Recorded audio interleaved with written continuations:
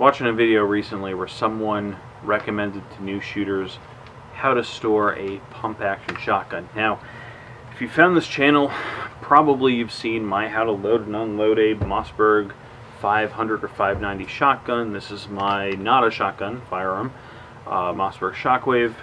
One of my favorite firearms that I own. Really great gun. Not much has changed, and I haven't had a chance to shoot this in a while, but it's still one of my favorite guns. That said, it's not my primary home defense gun. It's unloaded right now, but generally what I'll do if things are getting kind of nasty is I go for my AR. This gun has a huge muzzle brake on it, or rather, it shoots out a lot of blast. So it's not comfortable to shoot indoors, but nevertheless, it's a little more precise than all that. However, the shotgun, or a gun that shoots 12 gauge or 20 gauge, is devastating. It's absolutely devastating when you fire it at relatively close range. So, that understood, there's a couple of ways to handle firearms, shotguns, all that. You don't have a lot of ammo when you have something like a Mossberg Shockwave. I do carry a side saddle on here. I got this off Amazon. You can get them anywhere. I do have a plastic side saddle that I haven't used in a while. I recently took it off my larger shotgun. But I like the Velcro cards because you can easily pull them off and put them in a backpack or something. You can have a couple of them. I've got 2 of these. You can put them somewhere else, and they're also interchangeable between guns. And if you want to make it a little more slick for packing it away, like in the trunk of your vehicle or somewhere else, it's a little more slick this way. But the shotgun card is not the best option, and really it's just for extra ammo. This is 5 rounds on the side of here, and then it'll hold 5 more in the tube. The video that I saw, though, recommended, now this gun is totally empty, recommended the user have an empty chamber, close the bolt, load up the magazine tube, take the safety off, and in a safe direction fire the gun. I don't like this for 2 reasons. Number 1, safety's there for a reason. Use it when you are actually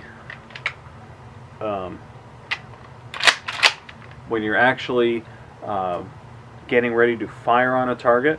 So you're in the low ready here. Safety should be on. Up, safety off. Safety on. Safety off. Okay, you got it? It's not actually that difficult. So learn how to use the safety on your firearm. It's there for a reason.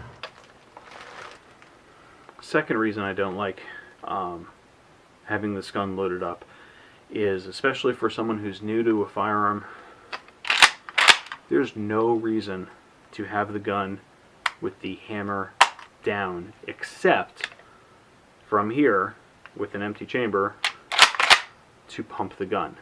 No reason. This little tab right here, this is the action release on the Mossberg. On the Remington 870, it's at the front of the trigger guard. I've owned a Remington 870, I've owned the Mossberg.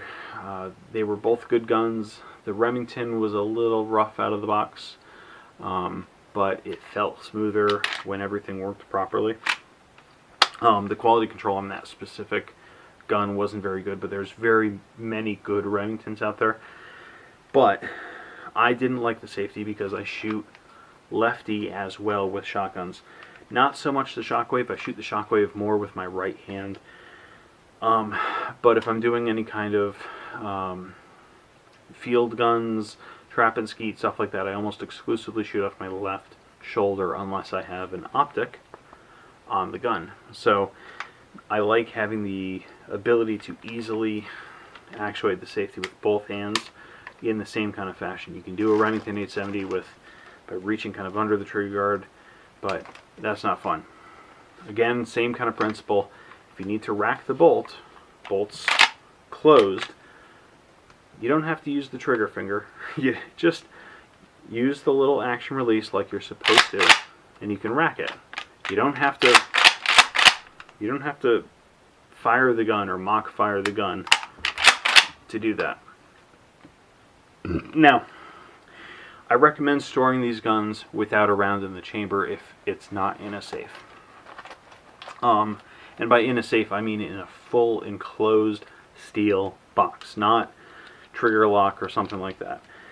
I have stored shotguns, not this gun, but other guns with just a trigger lock.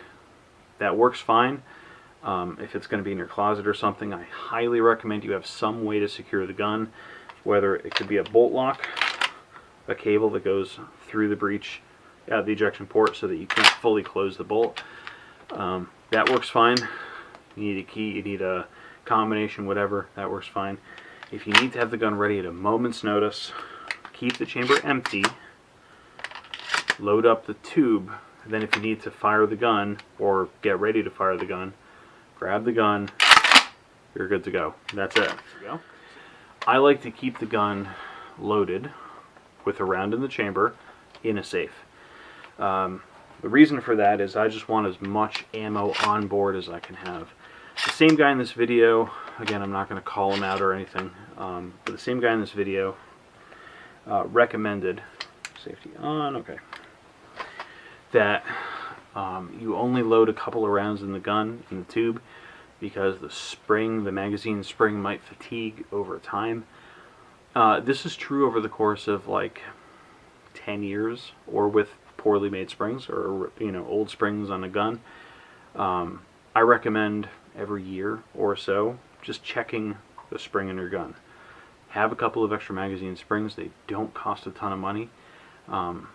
Rather, even springs for your gun. If you're serious about using this for self-defense, have a couple extra parts lying around that you can change them if necessary. If things are getting hairy, if there's riots going on, stuff like that, you really need to use the gun. You gotta know the condition of your firearm. You've got to take time to assess that condition. Take it to the range when things are going well. Practice with it, even if it's with birdshot or whatever. Practice with the gun. Get to know what it's capable of.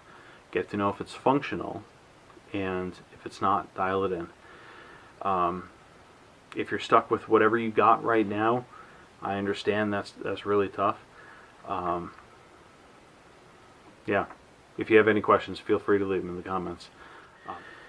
These next couple of weeks, I think, might be a little difficult for this country. I also don't think it's going to be as bad as some people think it might be, but you got to be prepared for anything that's coming our way. So, that said, stay safe, and still, please, please, please, when it comes to guns like this is loaded, safety's on, I'm about to put it back in my safe, and the safe's going to be locked. I have kids. I need to make sure, it's my responsibility to make sure that they don't get their hands on this, because that would be absolutely terrible. If you have a firearm in your home, make sure the only people who can access it are people who are responsible and you personally have vetted with that the knowledge and the skills to handle those firearms. That's it. Stay safe out there, everyone. See you guys.